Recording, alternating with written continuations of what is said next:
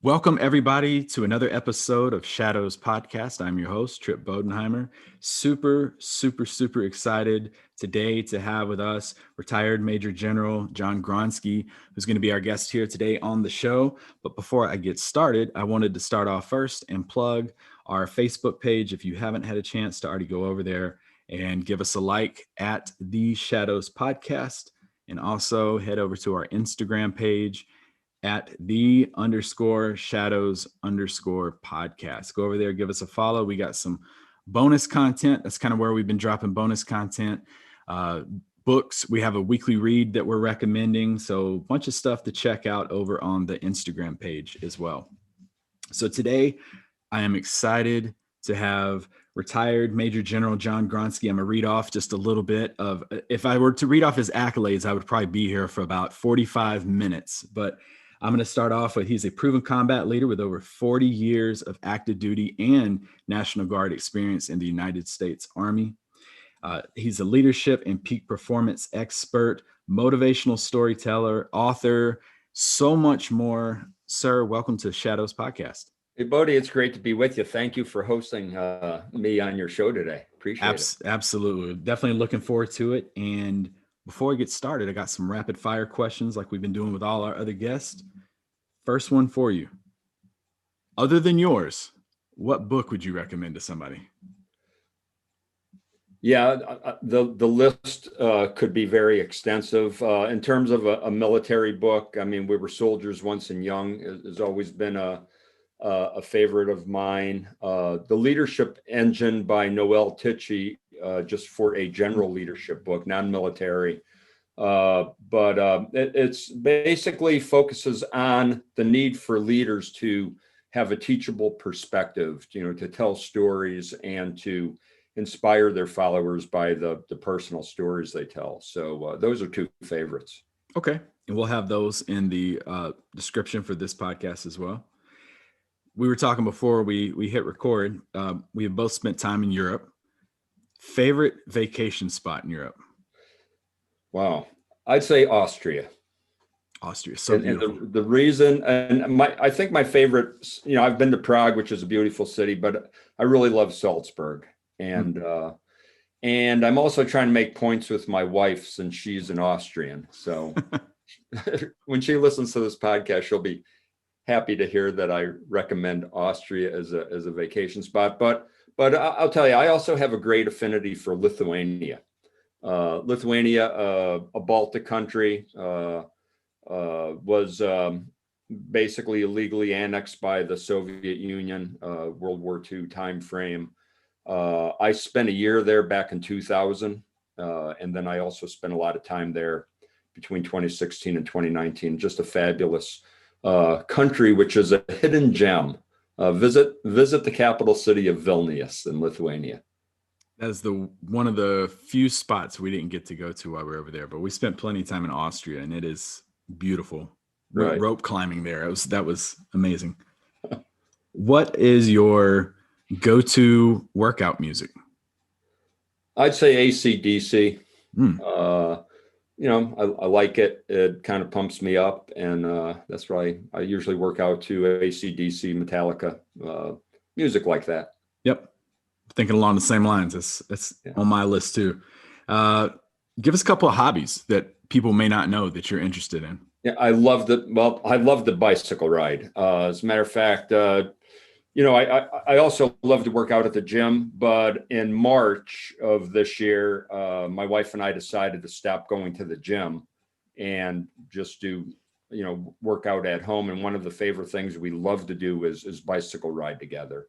One of the favorite routes we have is about 28 miles, and like to get out there together and bike. And it's great to do that in the fresh and open air. And thankfully in Pennsylvania, and I know we're recording this in early December, but the weather's still been decent here to get out and bicycle. Just the other day we went out for about a 30-mile bike ride.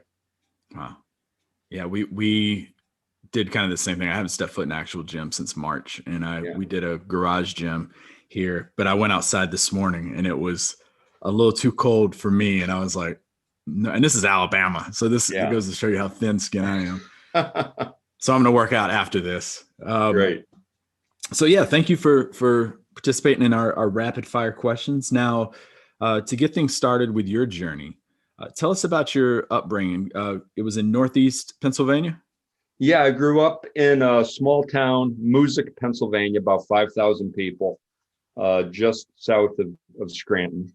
And just a blue collar region, fairly economically depressed. I was born in the late 50s, so again, just growing up late 50s into the 60s, fairly economically depressed area because it had been a coal region, and the coal mines really closed down in the 40s, and the region's been struggling since then. But had a great family. My father had a seventh grade education. Reason he only had a seventh grade education is because his father worked in the coal mines and died in the coal mines when my father's mother was 5 months pregnant with my dad. So he was born into the world without a father. And so at the age of about 12, 13 years old, he had to leave school after completing seventh grade and start working. And then he worked his entire life, was a World War II veteran. And when he came back from the war, he opened up a garage, started repairing cars, then started selling cars. So, when I grew up in a family business where he had a garage, used car lot, tow trucks, towing service, and just kind of grew up in that working environment. The other thing that was kind of a setback to my family is my mom died 3 days after I was born.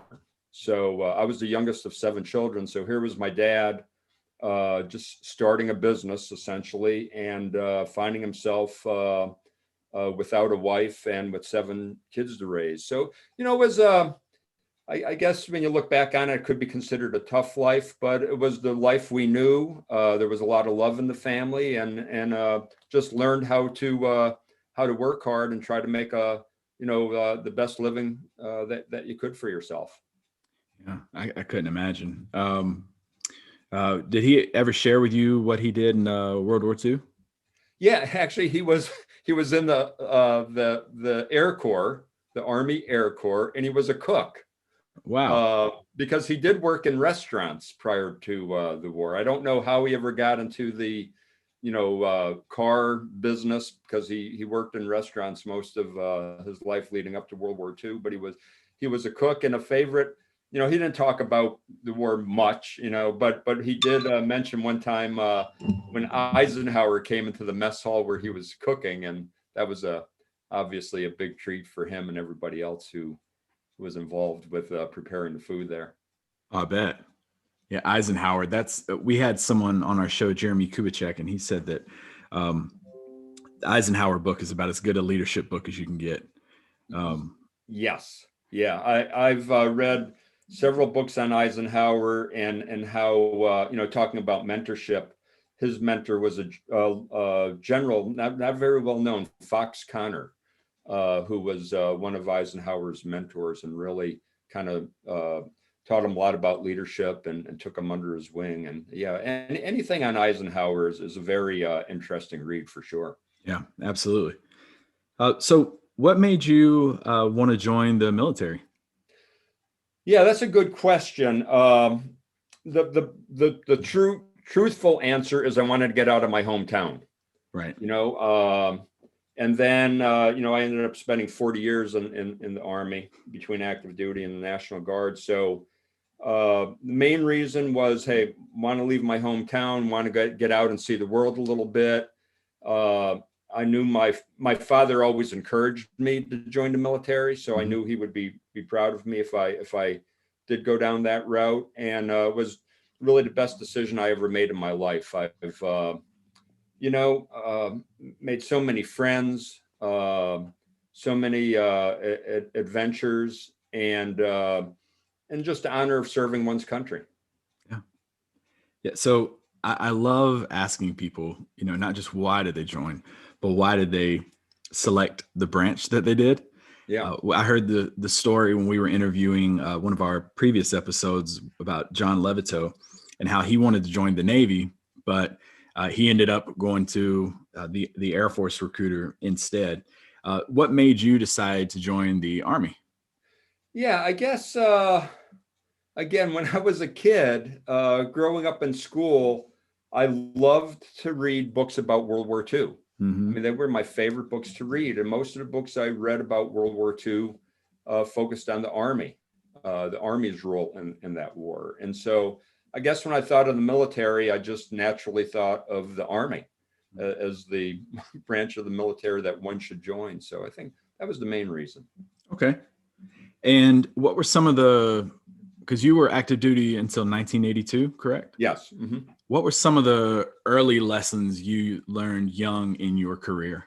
Yeah, I mean, absolutely. And again, I was commissioned out of the ROTC, University of Scranton. And one thing that they taught us there was the reliance on the experience of a good non-commissioned officer. And so, just going into active duty, I realized that, again, you have to take things with a grain of salt. You just can't immediately assume every non-commissioned officer is the person to listen to, but you could kind of pick out the ones who the soldiers respect and who really know their stuff from a tactical and technical and leadership perspective. And just to give people with more experience than you have the opportunity to listen to them, hear what their recommendations are. But again, as a leader, you ultimately have to make the final decision. But a good technique is to give some people with a little bit more experience the time to listen to what they have to say. Yeah, absolutely. So we said 1982, you decided to make the transition to the National Guard. What kind of led to that decision? Yeah, it wasn't really a decision to transition to the National Guard. It was just a decision to leave active duty. It was 1982. There wasn't really that much going on in the military back then, to be quite honest about it. And I had a young son and a wife, and just decided to, we were stationed up in Fort Lewis, Washington, and just decided to make a transition out and try something new with our life. And it was as simple as that. And it wasn't until I decided to move back to northeastern Pennsylvania to my hometown that somebody had mentioned to me that I should consider joining the National Guard. I didn't even know what the National Guard was. And then somebody said, yeah, you spent 4 years in the Army, you should consider joining the National Guard. I went down to the local armory and talked to some folks there and decided to give it a try. What was the biggest difference you noticed between active duty and National Guard? Yeah. Well, back then in 82 in Pennsylvania, the Guard was just transitioning from, I could say what probably was considered as a less professional type of outfit to a more professional outfit. That was when the transition started. And that was really due to some of the leaders we had in the Pennsylvania National Guard at the time, making that transition to a more professional, disciplined type of organization. And so the other difference is in the National Guard. It's basically a hometown centered type of unit where you'll have, people in Pennsylvania, at least, from small communities with an armory in the community, where you'll have a father, a son, and a grandson potentially all joining the same unit, sometimes at the same time, depending on their age differences. And so it's really a hometown-based unit. And the other thing with National Guard is it's not only the federal mission, but it's also the state mission. So if there's some type of local disaster, hurricane, flood, snowstorm, anything like that, the Guard will be called up to support their neighbors, which is kind of a nice part of the mission. Yeah. Okay. So from then, this is an interesting piece that I want to talk about with you. So 1983. Yeah, go ahead. I was going to say we did miss a piece there, but go ahead. Oh yeah, this is the piece, right? Yeah. All right, so 1983, your wife and your 15-month-old son hopped on a couple of bikes, and tell the audience, if they have never heard this story, just kind of a screenshot about a book that you have written called The Ride of Our Lives, Lessons on Life, Leadership, and Love, which we will also have that link as well. Yeah. Yeah. Again, I left the Army in 82, was working up in Tacoma, Washington as a alcoholism counselor, and I was also working at Mount Rainier National Park as a park aide, and then made the decision around probably January of 1983 that we were going to move back to northeastern Pennsylvania.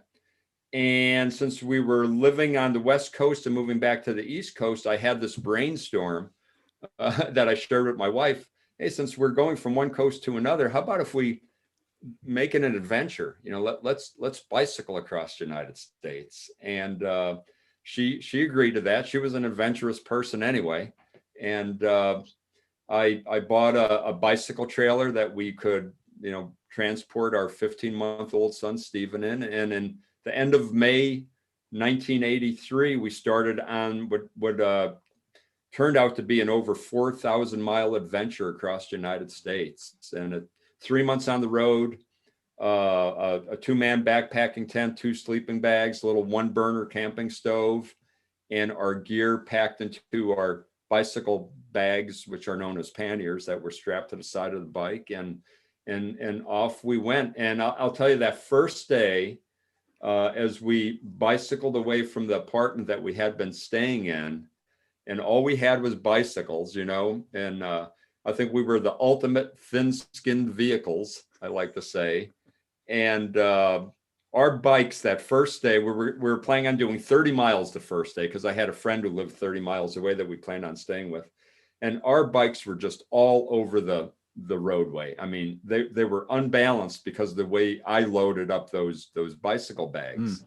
And I'm thinking to myself, man, how are we ever going to make it? This was good on paper. This is not a good start, man. So we got to our friend's house, and I jettisoned, all kinds of, I had canned food, right? So canned food, that was a no-go, so jettison that. And then I remember reading in a book before our trip that you should weigh your panniers and make sure, the bicycle packs on each side of your bike weigh the same weight, so you balance the bike.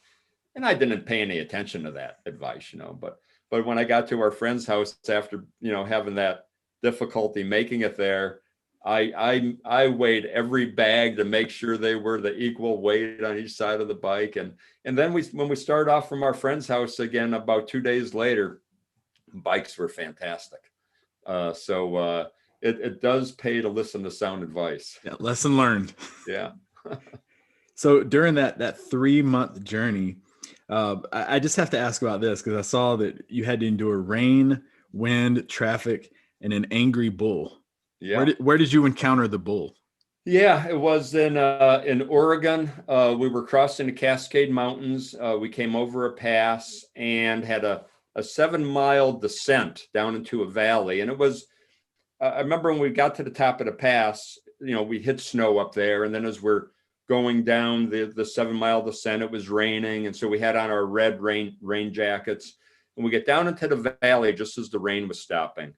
And there was like this mist lifting off the road in front of us. And we're biking down this rural road. Hadn't seen a car in about 15, 20 minutes on the road. And as we're biking through this mist, we see this image in front of us. And we both stop and we're staring at it thinking, what is that thing?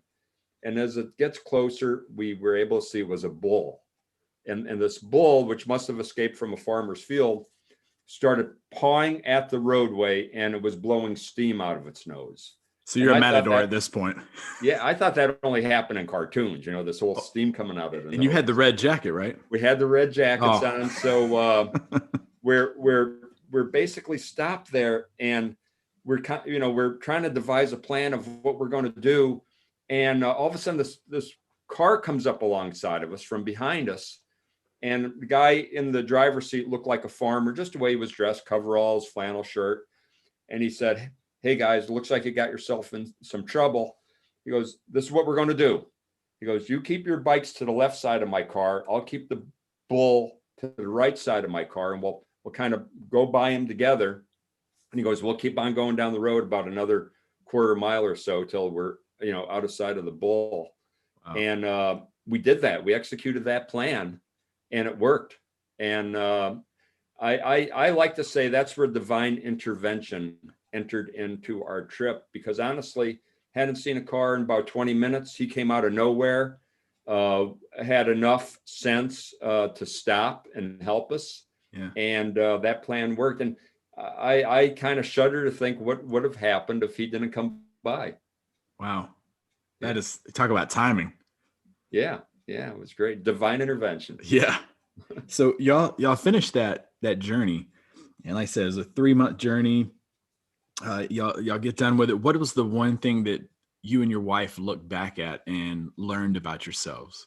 Yeah, I think the thing we learned about ourselves is not once during that trip, and it was a hard trip. Mm-hmm. Again, this was '83. It was an analog world back then. No Google, no internet, no mobile phones, no GPS. Never once did we ever discuss quitting or giving up. And we crossed the Cascades, the Rockies, the Ozark Mountains into the Appalachians. Going across, we went all the way down to Pueblo, Colorado before turning into Kansas and hitting the winds in Kansas. So, I mean, the physical nature of the trip was very difficult. And then having our son with us, I mean, that provided another dimension, a lot of joy in that, to do it as a family. But then again, you're taking care of a toddler along the way. But never once did we ever discuss quitting. And so I think the thing we learned about ourselves is, when we make our minds up to do something, we see it through, and we relied on one another. We leaned on one another. Some days I had to lean on her. Some Mm-hmm. days she had to lean on me. And I think that's what we learned. And that's why the subtitle of the book is Lessons on Life, Leadership, and Love, because we learned all of those lessons along the way that come across during the course of the book. Yeah. My wife and I drove from South Carolina to Arizona. And when I told her about your journey, and she was like, she's like, we almost killed each other in a car going across country. But no, that's awesome. If someone wants to check out the book, where should you point them to? Yeah, I mean, they could get it on Amazon, or I have my own e-commerce website. They go to johngronski.com and then click on the Leader Grove store, and I'll send them a signed copy of my book. So you can either get it on my website or Amazon.com. Awesome. Yeah, definitely go ahead and check that out. So after that, y'all end up in Pennsylvania, and National Guard. What were some big things that stood out between that time and early 2000s? Yeah, I had some opportunities in the National Guard. Had an opportunity to command an infantry company, which was just a fantastic experience. And I took that company out to the National Training Center at Fort Irwin, California, which back in the mid 80s was unusual for a National Guard company to have that opportunity to go to the National Training Center and conduct operations as an opposing force company, against one of the U.S. units that were training there as a part of their training program. So that was extremely interesting. And then in the National Guard, I had an opportunity to go to Ranger School. I basically put in for the infantry officer advanced course, the resident course. And being a National Guardsman, it wasn't that common for a National Guard officer to go to the infantry officer advanced course, the resident course at Fort Benning, but went down there and went through that course for 6 months. And then while I was there, had the opportunity to put in for Ranger School, and was lucky enough to be accepted to go to Ranger School, and then completed Ranger School while I was there. So they were just some phenomenal opportunities. Yeah. I had as a National Guardsman. Yeah, you're some of the various trainings you had: airborne school, Yeah. Mm-hmm. ranger school, infantry officer advanced course you just mentioned, and then Army War College. Which one of those really stands out as like that was the one where I learned the most about myself? Yeah. Well, I mean, certainly Ranger School, for sure. I mean, Ranger School is known in the Army as the premier leadership school.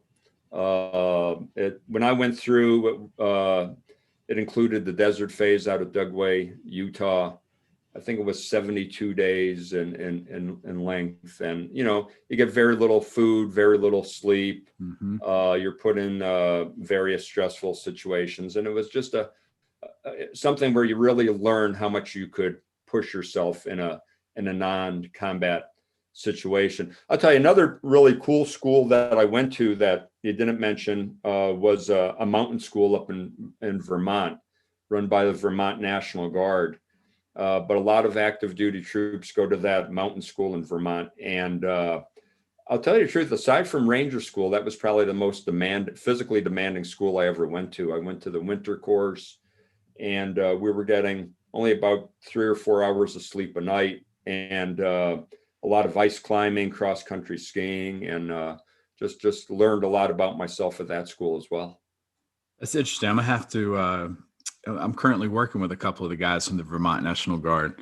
Yeah. We're partnering up, training the Senegalese Air Force. So I'm gonna have to chat with them about that.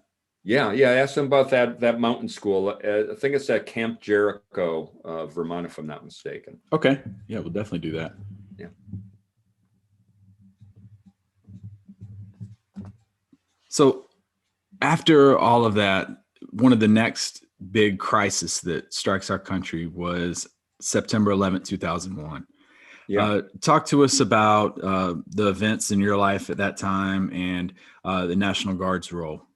Yeah, and again, at that time, I was, my civilian job was a management consultant, and on the morning of September 11, 2001, I was actually in the air flying from Scranton, Pennsylvania to O'Hare Airport in Chicago when this attack occurred. And I remember landing at Chicago, and the pilot coming on and saying, "Hey, we're going to have to sit on the tarmac here. The gates are jammed up." And I was thinking, okay, this is O'Hare. That's normal. And then my wife calls me on the phone, and she says, "Did you hear what happened?" I said, "No, what?" And she told me. And the pilot happened to be walking down the aisle at the time because we had been sitting there for a while by this time. And he said, "Oh, did somebody tell you what happened?" I said, "Yeah." And so then he immediately went and made an announcement over the intercom, because he figured other people would be getting calls too, and he figured he might as well just announce it. And finally got off the airplane, and the place was just a complete bedlam there, of course. And then for the next couple of days, really couldn't concentrate on work, obviously. And as a matter of fact, I always wondered about people who could concentrate on work at that time, in terms of civilian work. And ended up driving a car back from Chicago to Pennsylvania because there were still no flights at the time. And then in early 2002, I was commanding a brigade at the time, the 55th Brigade, Northeastern Pennsylvania, and my brigade was tapped to go over to Europe in early 2002 to do a force protection mission, where I took 2,000 National Guard soldiers over to Europe and had these National Guard soldiers distributed through Germany, Italy, the Netherlands, and Belgium to guard U.S. Army installations there, because, of course, we weren't sure what was going to continue to happen with terrorist attacks. And the thought was, if we have our National Guardsmen guarding the gates of these Army installations, these active duty soldiers who are over there could focus on training to go into Afghanistan or wherever they were going to go. And so that was an interesting experience for me, to be able to take 2,000 soldiers overseas to do a mission. It wasn't a combat mission, but it was still a mission. So for me, it was certainly an honor to be able to do that. And the soldiers performed well over there. They did their job. it doesn't sound like a very sexy job, guarding the gates at U.S. Army posts, but it was a necessary job, and the soldiers were proud to be doing that. Yeah, it's vital. Yeah.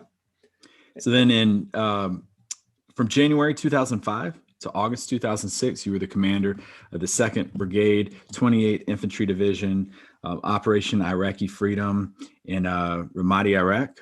Yeah. And go ahead, sir. No, I was just going to say it was unusual because, as I mentioned, I commanded 55th Brigade for just over 3 years, and then I had an opportunity to become the commander of 2nd Brigade. Not too many colonels have an opportunity to command 2 different brigades. Yeah. And to be able to take the National Guard unit that I took over to Ramadi, Iraq, which was considered one of the most dangerous places on the face of the earth at the time, was a tremendous honor. Basically, the brigade I commanded in Ramadi consisted of about 5,000 soldiers and Marines, because Al Anbar province at that time was basically the area of operation that a Marine division was in charge of.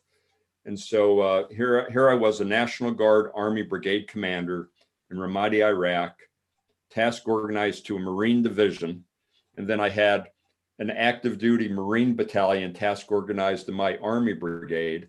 And then I also had an active duty Army battalion task organized to my National Guard Brigade. So it was just joint, multi-component mission in a very, very lethal environment. Unfortunately, we did have 82 of our soldiers, Marines, and sailors get killed over there during that 1-year time frame, and had another over 250 wounded seriously enough where they had to be evacuated back to the United States. So it was very violent. But the way our soldiers and Marines and Air Force personnel and sailors who were all part of this brigade looked at it as, if somebody had to do it, why not us? Somebody had to be there. And all of these great warriors went in there with the right attitude and remained true to their Army and other military values while they were there, and performed superbly. So I'm so proud of being part of that team. Yeah, that team, the brigade, was, like you said, 5,000 U.S. soldiers, Marines, airmen, sailors, added an additional 5,000 Iraqi soldiers during that 1 year you were there. What was one thing you learned from interacting with all the various branches? That, you know what, when the bullets are flying, it doesn't matter what branch you are. It doesn't matter if you're National Guard or active duty. As long as you're competent and are character based, you get the respect of everyone. So that's what I learned. It doesn't matter what color your uniform is, and it doesn't matter if if you're a reserve component or an active component. Everybody, it's all based on competence and character, and that is what leads to trust, and that's what it's all about. Yeah, defending the same country. Yeah, exactly. So during that time, talk to us about, I've heard you tell this story before, but for our listeners who may not heard, the events of September 19th, 2005. Yeah, on September 19th, 2005, we had just recently moved into an area that the brigade that was there before us never was able to move into, simply because they were tasked with many other operations. But we went into an area in South Ramadi known as Tamim, and set up an observation post and a combat outpost at a railroad bridge going over a canal there. And as I said, it was an area the brigade that was there before us never really had an opportunity to operate continually in. And we had one of our patrols was out that day. It was led by Lieutenant Dooley, who was a Vermont National Guardsman. And as he was in a mounted patrol, 4 up armored Humvees with his platoon, and he began to get insurgent fire from a railroad bed south of the position he was currently in. And he gave the order to his platoon to action on that insurgent position to destroy them. And as they were maneuvering toward that insurgent element, a subsurface improvised explosive device detonated right directly under Lieutenant Dooley's up-armored Humvee, and it instantly killed him and Sergeant Egan and Specialist Fernandez, two Pennsylvania National Guardsmen who were part of his platoon. And whenever attacks like that would occur, we would try, if we could, to secure the area and do a post-blast analysis to determine the type of tactics, techniques, procedures the insurgents were using, type of ordnance they were using, the type of bomb they were using. And we secured the area, and we sent Gunnery Sergeant Michael Burghardt, a Marine, down there with his team. It consisted of Burghardt himself and two young Marines. They went down there to that area to do a post-blast analysis.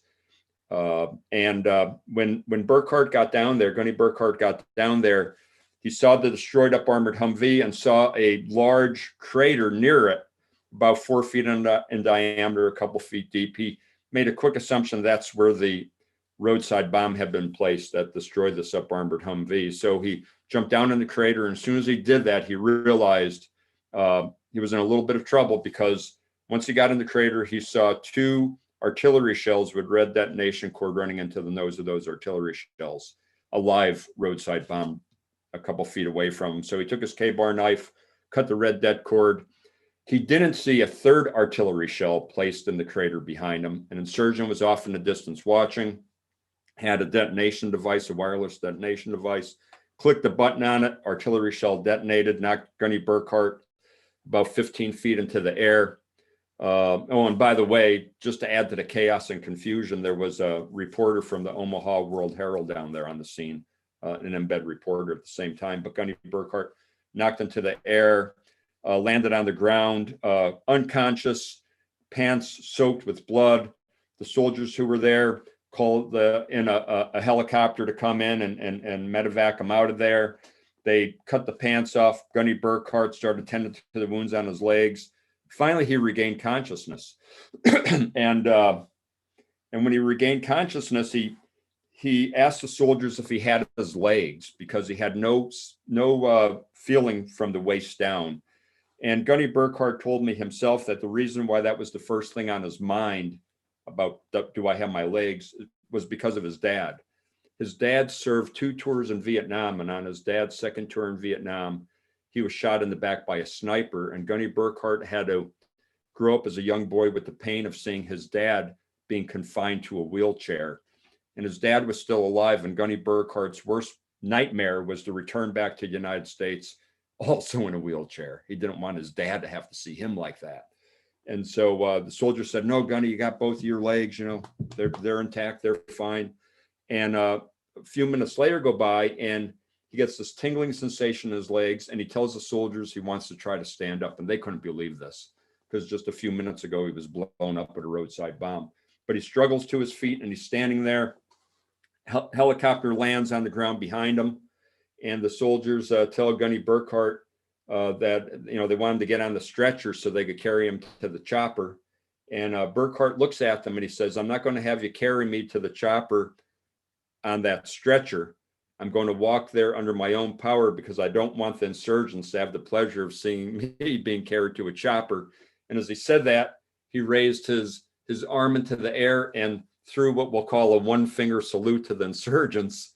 And that reporter from the Omaha World Herald took that picture at that exact moment. So there's Gunny Burghardt standing there, no pants on, groin protector protecting his groin. So the picture was, was okay for prime time, if you know what I mean. And raising his left hand to the air, throwing the finger to the insurgents. And the reporter takes that picture. And actually, if people Google Gunnery Sergeant Michael Burghardt, you'll come up with that picture. And later on that day, the reporter comes up to me and he goes, "Hey, I know it was a tough day for you losing the soldiers you lost." He goes, "I want to show you a picture I took." And he goes, "I won't release this picture unless you give me your personal permission." And he raises the screen to his laptop, and he brings up the picture on the screen, and I see that, and I said, you got to release this picture. I said, that's a picture people need to see. And really, that picture became, for our brigade in Ramadi, Iraq, just a symbol of the determination our soldiers and Marines and others showed as we fought the insurgents in that very violent area. And the leadership part of the story is, again, a couple of things. Gunny Burghardt was never evacuated any further than our forward operating base in Ramadi. He stayed on that forward operating base and he recovered from his wounds there. 4 weeks later, he was out there again, neutralizing roadside bombs. But he told me that the reason he didn't want to be carried to that helicopter on the stretcher had nothing at all to do with what the insurgents were thinking. Remember, I told you that he had 2 young Marines out there with him. He knew he was going to have to recover from those wounds. And he knew that those 2 young Marines would be out there probably later on that day, neutralizing roadside bombs. The reason he wanted to walk to that helicopter was because he didn't want to shatter the confidence of those 2 young Marines. He wanted to show them that, hey, I got blown up, but it's okay. So the leadership point is, as a leader, Gunny Burghardt was, even after 15 minutes after getting blown up, was more concerned with the welfare of those 2 young Marines than he was concerned with his own wounds. And I like to say, isn't that what leadership is all about? Being more concerned with those you lead than for your own welfare. And that's exactly what Gunny Burghardt demonstrated. I appreciate you sharing that story. You'd be hard pressed to find a better leadership example than that one you just shared right there. Yeah, I appreciate that. Going back to that story, that was amazing example. Like I said, textbook leadership right there, probably more so than anything else that somebody can point you to. Another thing about that area that you were just describing, and it's something that's come up in several of the podcasts that we've been doing, is post-traumatic stress disorder, PTSD. yeah. What advice would you give for anyone who feels like they've either been suffering from it or they're not quite sure? What would you have for them? Yeah. The advice I would give is you got to find somebody to talk to. If you don't have somebody like personal in your life to talk to, there's helplines out there and that type of thing. But just talk to somebody. The other thing I like to say is, no matter what's going on in your life and how bad something looks, don't use a permanent solution to a temporary problem. And by that, I mean suicide, obviously. Most problems will pass with time. And I'm a big Tony Dungy fan, just because I think he's a very character-based leader. And I remember him telling a story about his mother, and his mother used to tell them, is look at your life as a movie, and you could be watching a movie where some really bad things happen to a person, but then they end up bouncing back. And he said, and the mother, Tony Dungy's mother, used to say, look at life that way, is don't just take a snapshot of your life, when you're going through something negative. Take the longer view and know that, hey, things are going to play out and things will get better at some point in time. So look at it, instead of as a still frame, look at your life as a movie, where you have opportunities to rise above the struggles that you might be currently facing.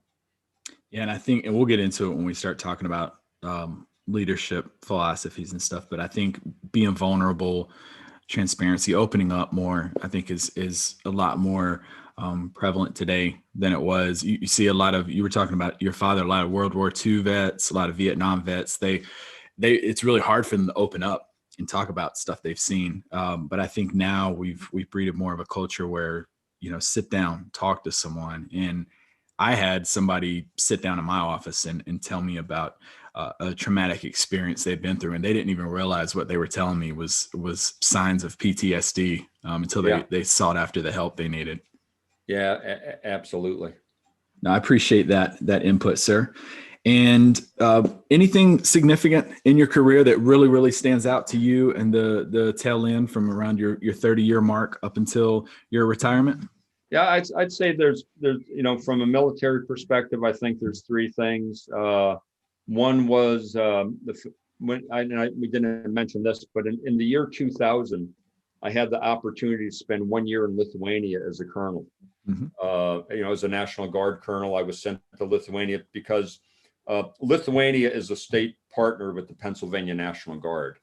And I was sent over there to be what they call the military liaison team chief, which meant I worked with an active duty Marine, an active duty Army major, and an Air Force NCO.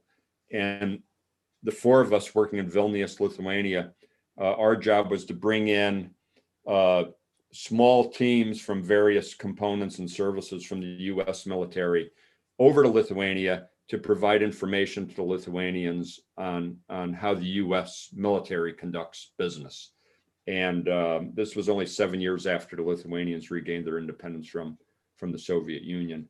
So that was a very defining period in my life, just to be in that type of situation and work with people from that country who turned out now to be just fantastic NATO allies of ours.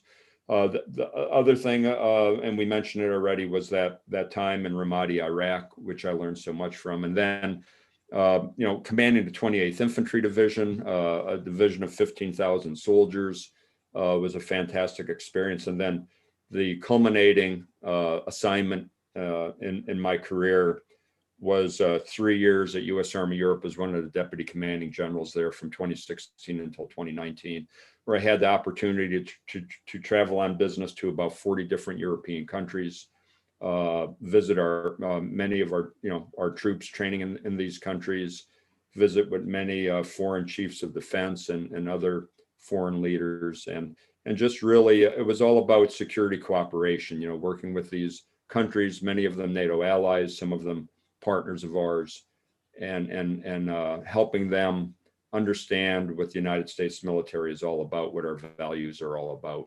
And that was just a great way to end a 40-year career. Yeah, at Wiesbaden, correct? Yeah, our headquarters is a headquarters of U.S. Army Europe is in Wiesbaden, Germany, and that's where I was headquartered at. But as I said, I was traveling just about every week to some country, and it was a great experience. That's like tough life over there. Yeah. I mean, Europe, as we were talking before we started recording today, Europe is just a great place to be. I mean, I love the United States. I think the United States is the greatest country in the world, but yeah, Europe is certainly an exciting and fun place to be. Just the experience over there. Yeah.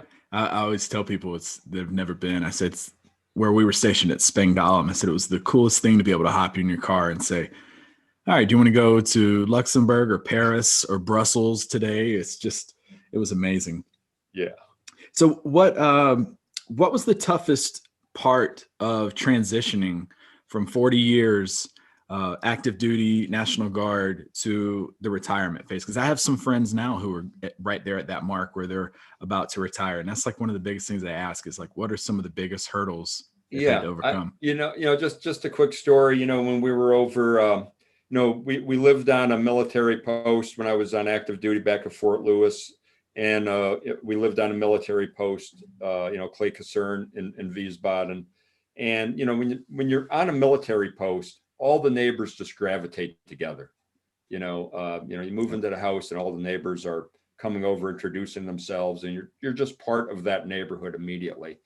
And then when we left Europe in the spring of 2019 and came back to South Central Pennsylvania, moving to a house in the neighborhood here, and in a civilian neighborhood, it's not the same. Yeah.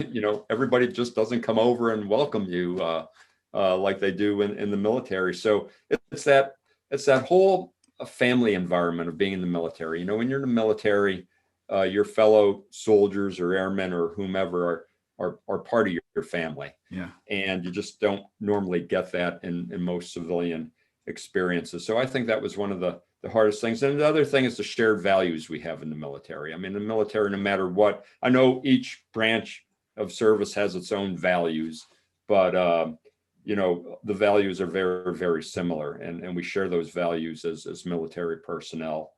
And again, in the civilian community, not everybody necessarily has such close-knit shared values. So those are probably the biggest things. And then just from my own personal perspective, with the position I had, I always had a team of advisors around me for at least the last part of my career. And I love working on a team. And I love getting recommendations and suggestions and bouncing things, against somebody's thought process and getting their opinion back. And transitioning out of the military, I'm kind of a team of one for the most part. And what I found I had to do is I had to consciously go out and create a team around me of trusted advisors, I like to call them, that I could call up on the phone or email or just ask their opinion of something, because you have that built in the military. You don't necessarily have that built in the civilian environment. Yeah, I can definitely vouch for, especially the piece you said about the just camaraderie and the neighborhood. And I've lived on base before, and then we've been here for a year and a half, and I just saw my neighbor's living room yesterday when our water went out, and we had to go over and talk to him. But okay, so that's really good stuff right there. And now we've kind of gotten to the piece where you retired. What did that mean to you? 40 years to culminate your career, 40 years of military experience. How would you describe that? Yeah, well, first of all, it's surprising. When I joined as a second lieutenant in 1978, I never thought in 2019 I would still be serving in uniform, especially over in Europe. I joined because I wanted to see the world, get out of my hometown. But as I served in the military and learned about our values, saw what great people serve in the military, it just became an honor to serve this fantastic country of ours. So I think what it left me with after the 40 years was a feeling that the Army did a lot more for me than I did for it. I learned so much. I met so many great people, gained so many friends, that I am so thankful that I had that experience.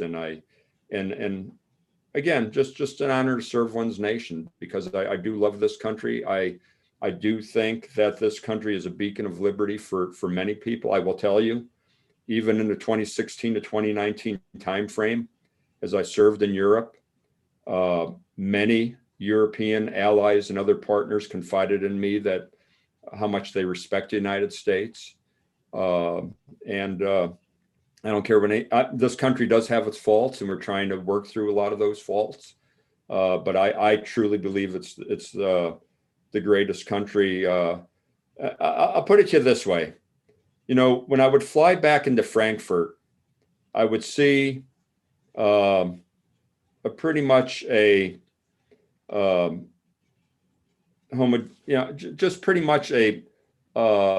group of the same type of people standing in line as they were going through the passport control. Yeah. But you fly into Dulles Airport, you fly into Dulles, or you fly into Philadelphia, or any large airport on the East Coast from Europe, and you see the diversity standing in line with American passports.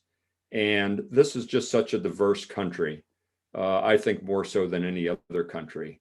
And it's about, it is a country of immigrants, even to this day. Now the immigrant population is changing a little bit. And again, that just makes our country a richer country, I think. So the thing that stands out to me is people from other countries still see this country as a beacon of liberty and freedom, and a country where they could have any opportunity that they wish for here. So a couple of things I want to talk about outside of just your military career. First, annually, you do a 28-mile ruck march. Yeah. This is something we started, I think, yeah, I haven't missed a year. I think we've done it now 9 years in a row. And started this when I was full-time with the National Guard at the we call our Joint Force headquarters back in, I think it was 2011. Was talking to some of the soldiers there about going down and doing the Bataan Memorial Death March in White Sands, New Mexico. And as it turned out, we did not do that, but instead we decided to create our own ruck march at 40 Indian Town Gap, Pennsylvania. Same rules and modeled it after the Bataan Memorial Death March in White Sands, where ours is a little bit longer. It's 28 miles instead of 26.2 for the 28th Infantry Division, the division that I had the honor of serving in so many years. And it's on 40 Indian Town Gap, Pennsylvania. So it's very, very hilly and tough terrain that you have to negotiate with a 35-pound rucksack. And there's 4 divisions. There's military heavy, 35-pound ruck, civilian heavy, 35-pound backpack, or military light. You do the 28 miles without a ruck, or civilian light. You do the 28 miles without a ruck. So I've done it every year since it started. Even when I was over in Europe, one year I went down to Kosovo and did it down there. Did 2 other 28-mile rucks, shadow events in Germany. And we have Lithuanians doing it now. Wow. And this year, because of the COVID pandemic, it was done virtually. And there's a friend of mine, Wes Gray. He lives in Philadelphia. He's in the financial industry, and he has associates from all over North America doing it now. They were coming to Indian Town Gap to do it, and this year, because it was virtual, people from all over the United States were doing it virtually this year, and I did it virtually as well. And it's the reason we do it is it's to honor fallen warriors. It's called the March for the Fallen, and people who do this event will do it in honor of a fallen warrior from any service and any era. So it doesn't have to be somebody from the 28th Infantry Division who died, but and it's just a great way. To me, I call it a living memorial. Yeah, it's a way to keep the memory of a fallen warrior alive, because you're doing something physical. You're sweating. You might bleed a little bit. You might shed a tear as you're thinking about this fallen warrior, and it's just a fantastic living memorial to that fallen warrior. And I think whenever we do something like that for a fallen warrior, we keep their spirit alive. yes. And to me, that's just such a powerful, important thing to do for our fallen. I think that's awesome. And the Gold Star families really appreciate it too, when they know that their loved ones are not being forgotten. Yeah, absolutely. No, I think that's amazing. And then you don't stop with just that. You also are a recipient of the Boy Scouts of America Silver Beaver Award. So talk to us a little bit about your involvement with the Boy Scouts. Yeah, I was in the Scouts when I was young, and I didn't really, none of my friends joined the Scouts with me when I was young, so I didn't really enjoy it that much. So I only stayed in for a short time.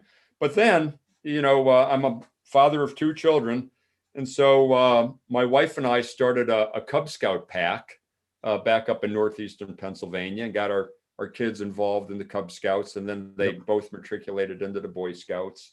And so my involvement was as a Boy Scout leader. I went to leaders, Boy Scout leadership training, because I wanted to make sure I was doing it the right way, and just stayed involved with the Scouts. And then I was on the board for a period of time of the Hawk Mountain Boy Scout Council out in Reading, Pennsylvania, while I was living out in that area.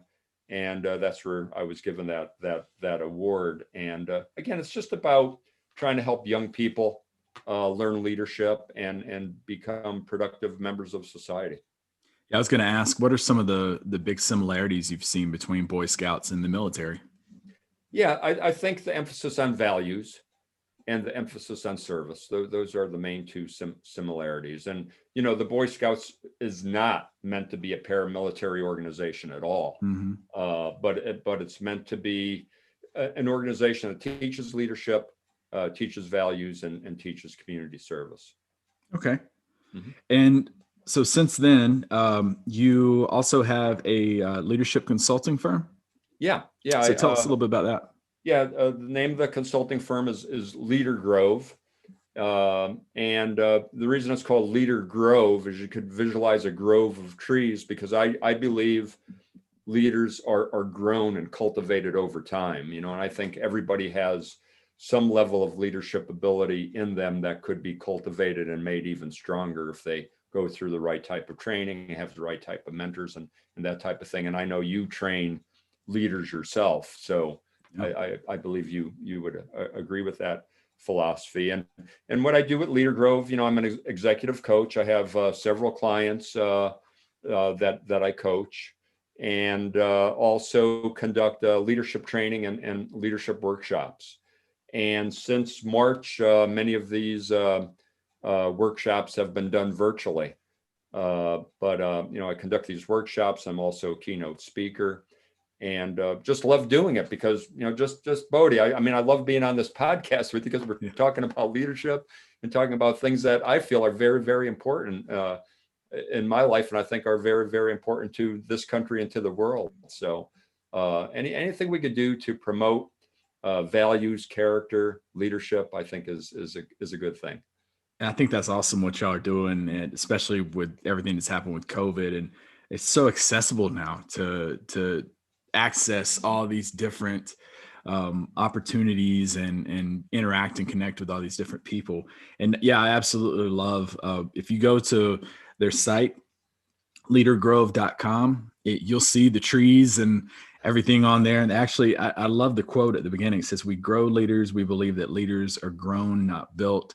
I've never really been a fan of the trait theory where it's, you know, leaders are born, not necessarily made, because I would argue, why do you send them through professional military education? Exactly. If that's the case. But no, absolutely. It's really good stuff. And also tell us about Six Sigma. Yeah. I'm really big into process improvement. And, you know, when I was working with Greencastle Associates Consulting several years ago, I went through Six Sigma training, which is really all about improving processes within organizations and making organizations more efficient by the way they do work. And this not only applies to manufacturing facilities, but it applies to service industries too. And it's just being able to do, and then there's a big leadership component to it. So it's really using certain skills and procedures and techniques to have people do work more effectively and more efficiently, and feel more fulfilled with the type of work they're doing. Yeah, I know that's a big push right now, is continuous process improvements, doing more with less. And yeah, and I know the Air Force is real big on that too. Spark Tank, all that stuff that's out. It's a really good time for innovation. And you've got you're a Six Sigma black belt? Yes, I was trained as a Six Sigma black belt, and again, I believe in it, and I've used that in a lot of the consulting work that I do. Yeah, no, that's awesome. And one thing that really, you know, when I heard you on some other podcast and was reading up more about you, that really just, I don't know, it kind of gravitated me towards you even more so, is that even after 40 years of experience in the military, you still consider yourself a student of leadership rather than an expert of leadership. And I know when I came into the Air Force in 2009, I had someone in my work center who had been in like 5 or 6 years. They had been in for a cup of coffee compared to you. And I remember they had said something where it was like, if you ever need advice on anything, come to me. I got all the answers. There's nothing that's you could ask me that's going to stump me or that I won't know. And I automatically, just by them saying that, I kind of lost credibility. They lost credibility with me in my mind, because I'm like, you should always be learning and striving to do more. So what is it that still drives you to be a student of leadership at this point in your life? Yeah, because I realize I don't have all the answers, and I still maintain a vibrant life where I still am involved. Not only with the company I run, but also with various volunteer efforts and all that. And in order to move forward, it takes effective leadership. And I just want to be able to be the best leader I could be. And I don't think I'm there yet. And the thing is, you just look out at the world and you take a look and you read autobiographies and biographies on some very famous leaders. And you could see even at very advanced and senior stages of leadership, people still make mistakes. How many, how many CEOs of companies or presidents of various countries have made mistakes, leadership mistakes. So I believe that it's incumbent on anybody who's in a leadership position to continue to self-evaluate themselves and continue to learn as much as they could. And I believe that, you talked about vulnerability earlier, and I think one of the aspects of being a good leader is allowing yourself to be vulnerable. And one of the ways you allow yourself to be vulnerable is to ask other people who work for you or who follow you what their opinion is or what they think of something, because they may have a much better solution or answer than you have. You have to make yourself vulnerable in order to ask somebody those type of questions. Yeah. Hey, what would you do in this situation? What do you think about this? And I think that's extremely important. The other thing with vulnerability, and I mentioned, I think we talked a little bit about it earlier about, developing other leaders. It's incumbent upon leaders to try to develop other leaders. And one of the ways you could do that is by telling personal stories about yourself, and ideally stories about mistakes that you made in the past and how you overcame those mistakes, or failures that you had in the past and how you overcame those failures, especially in this time of the pandemic. If you're leading a team now, and let's say you're leading a team in a virtual environment, you may have days where you feel a little bit down, or you're struggling a little bit because of everything that's going on. And to be able to share that with your followers and let them know that, like yesterday I had a bad day, or last weekend I had a bad weekend, but you know what? I was able to get through that. I was able to motivate myself again. And I think that inspires people, because when they see that, hey, a leader, their leader even gets down now and then, but they're able to motivate themselves, self-motivate themselves to get back up. I could do that too. So I think that's all part of vulnerability is doing those type of things.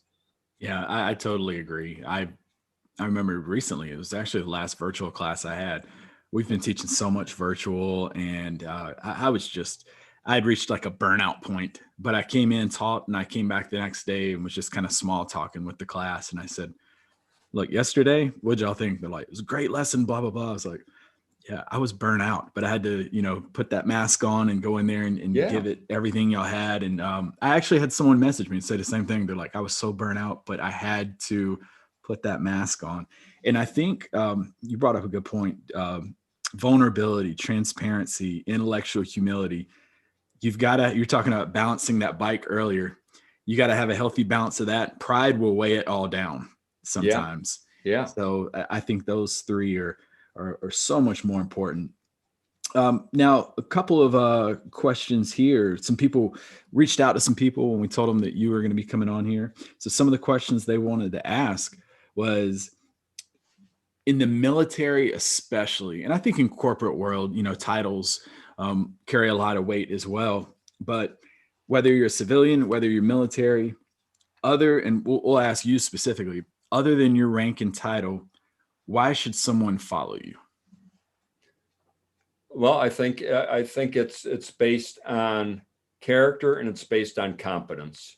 You've got to show that you have the character whereby, your word is your bond. You could be trusted, but then you also have to have the skills that you need to do the job that you're placed in to do, and to lead other people. So I think, if you have solid character, and you continue to work at your trade and get more competent, and not only the technical competence of your job, but also the competence of decision making, of problem solving, of being able to put an action plan together, to provide others a vision, to professionally communicate to people and show listening skills, and to give people the time to help them develop and help mentor those people, because I think that has to do with competence too.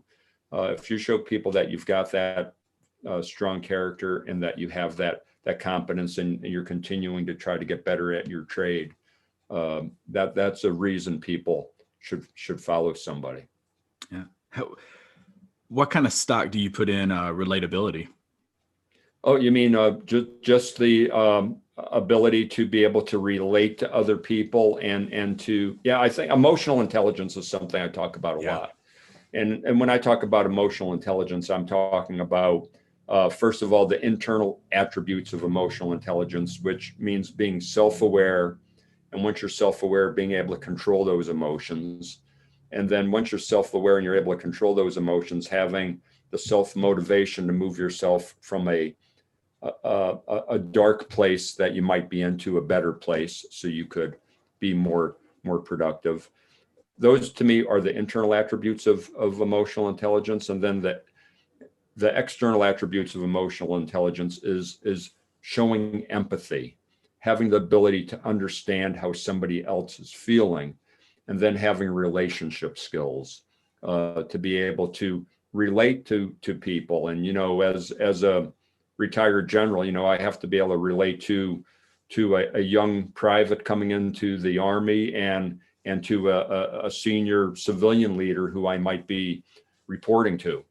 So just being able to relate to that large range of people is important. I think one of the ways to do that, people might say, well, how do you relate?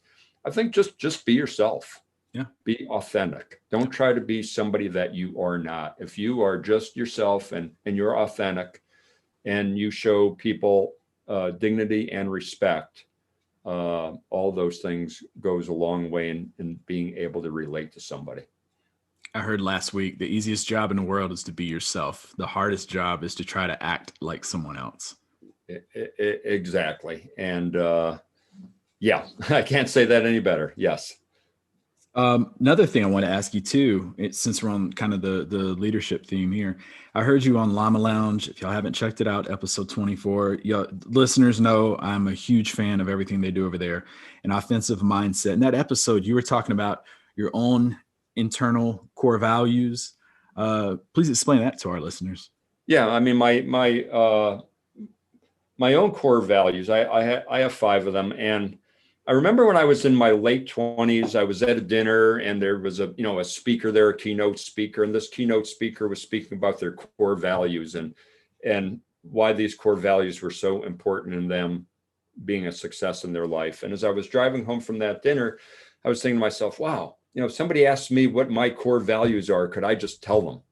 I thought, no, I can't. Yeah, I have values, but I never really thought, what are my core values? So I went on kind of an intellectual journey. It took me about 6 to 9 months to really self-reflect and try to come up with, hey, what are my core values? And I came up with 5 of them. And those include service, persistence, integrity, commitment, and energy, having high energy. And what those things mean to me is, even when your back is against the wall, you're going to be true to those values. It's easy to be true to your values when things are going well.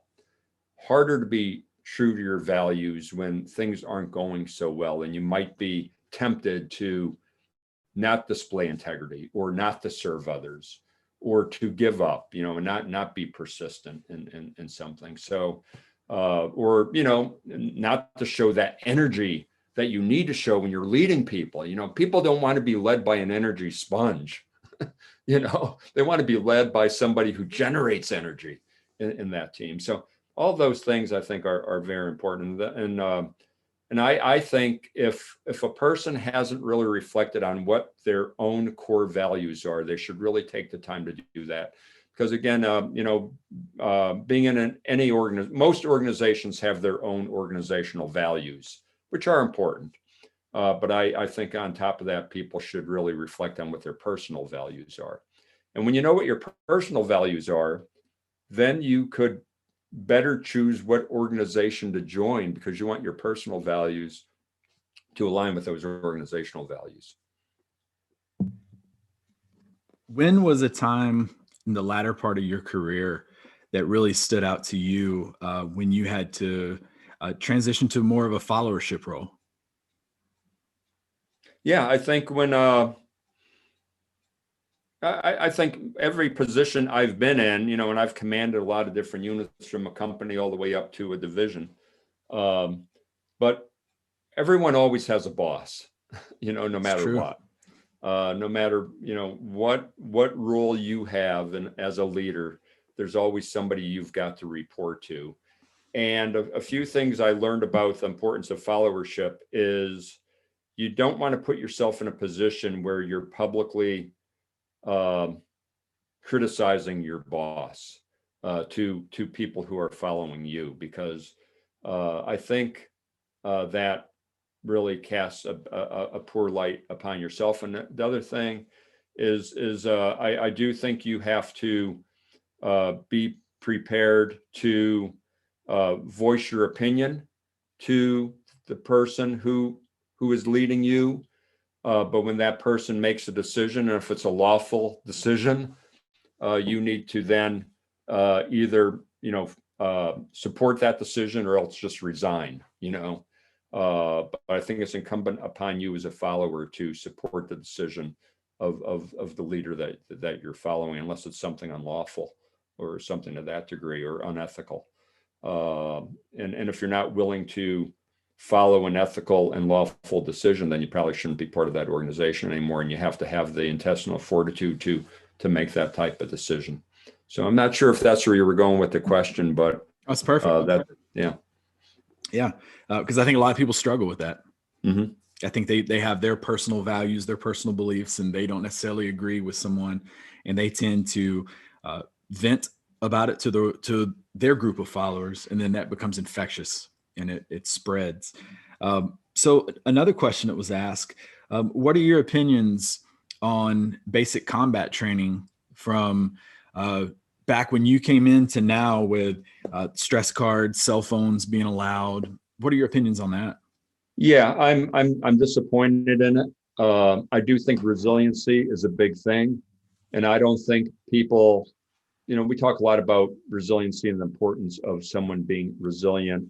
And I define resiliency as not only the ability to overcome adversity or overcome challenges, but also the ability to be perform in as excellent a manner as you possibly could.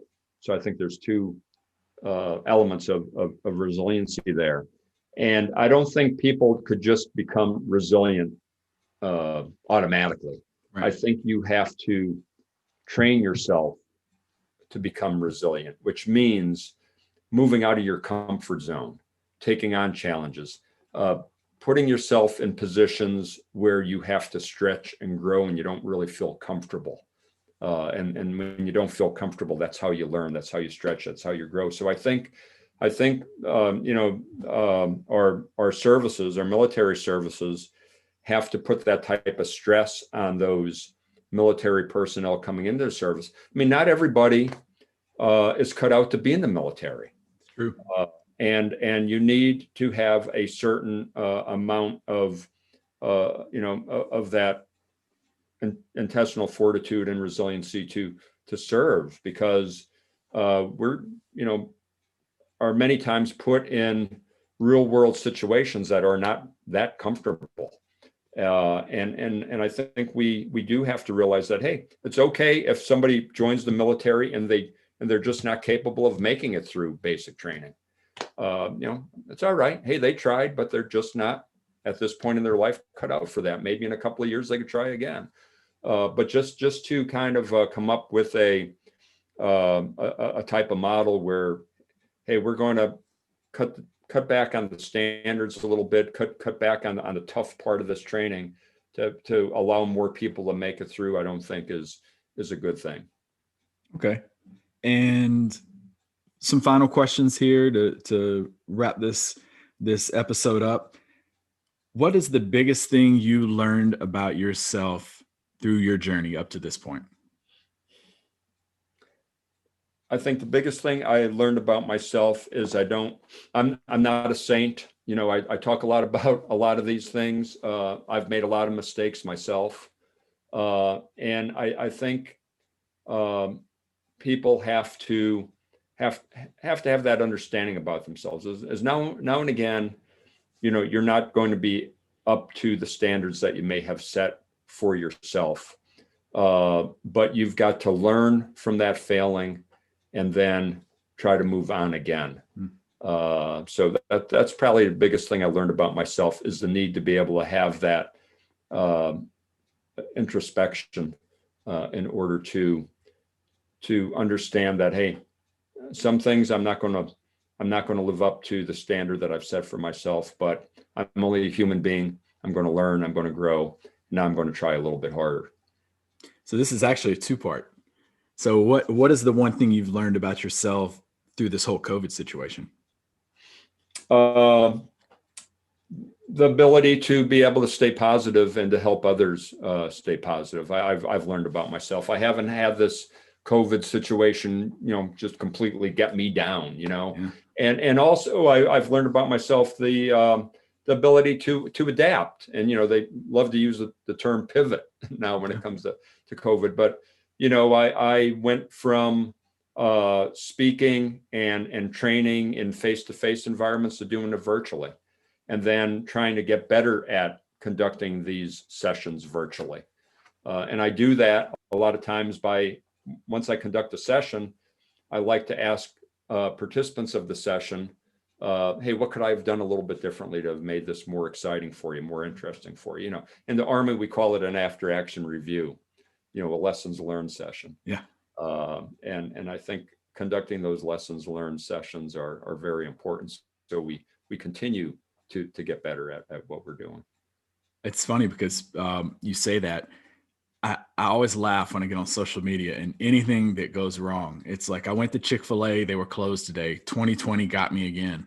2020 has been a good year for me. And because I've been able to teach virtual, I had to adjust, had to make changes. But just like you said, you teach one, you get feedback, you're open to it, and you continue to get better. And then the connections that you're probably able to make by doing stuff virtually is crazy compared to how it probably would have been. We probably would not have had this conversation right now if COVID did not happen.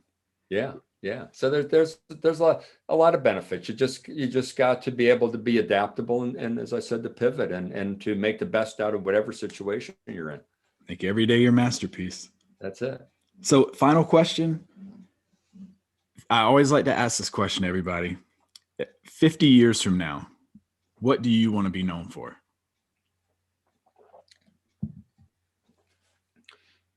Yeah, I guess I really want to be known as somebody who cared about my family and who cared about other people and just really tried to do my best to serve other people in some way.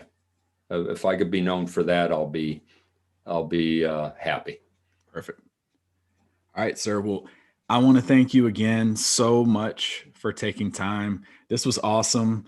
I was sitting here just listening to your nuggets you were throwing out there. So it's good stuff that I can take back, and I'm sure the audience can. I can take this stuff back and apply it to a flight room. Batista hopped on here and actually stole something. We talked about the Wilson Tim the Toolman Taylor example. I'll find out and get back to you on how that went, how bad he butchered your advice. But Bodie, I really appreciate you and Batista, and I think you might have another partner putting this podcast together and getting some good messages out there for people. And thank you for your leadership. I know you're training other leaders now, which is really cool. And thank you for doing that. Absolutely. No, I appreciate everything you've done in your time that you served our country, sir. If people would like to find out more about the ride of our lives, more about you, or to possibly get you for a speaking engagement, where are some links that you can point them to? Yeah, I think the easiest one is my website, johngronski.com. JOHNGRONSKI, johngronski.com. There's a link from johngronski.com to leadergrove.com. There's a link to the Leader Grove store where you could purchase a signed copy of my book. Oh, by the way, I have a second book coming out. It'll be out in June. Yeah, June. it's a leadership book, yet to be titled. I guess the working title is General Leadership Rules. I'm not sure if I'm going to go with that title or not. But it's a leadership book. It's really a book based on my leadership philosophy of character, competence, and resilience, and a lot of personal stories in there, and just a lot of lessons. But that's being published by Fidelis Publishing, and it should be available in June. More to follow on that. There'll be more information on that book on my website as well. But again, to answer your question, johngronski.com. I'm also very active on social media. John Gronski Leads on Instagram. I'm on LinkedIn. I'm on Twitter. Twitter, it's at JL Gronski. I'm on Facebook, John Gronski Leads. So I hope your folks will ping me on my website and on the social media sites. By the way, if you go to my website, johngronski.com, you could sign up for a free leadership email that I send out periodically. It's just some stuff that I write, some videos that I do, and then some other information I put on there. So check it out. Yeah, absolutely. And keep us posted on that book, and we'll have it on the Instagram page, Facebook page. We'll keep all the listeners updated for when you release that. Yeah, maybe in June or so, about 6-7 months from now, I can come back and be a guest again and talk a little bit about Absolutely. Absolutely. We'll definitely plan on doing that. Well, thank you, sir, for taking time to join us today. Folks, that is going to wrap up this episode, this amazing episode that we just had. One more time, check us out at Facebook at The Shadows Podcast. Also on Instagram, _shadows_podcast. We are all out of time. Goodbye and good night.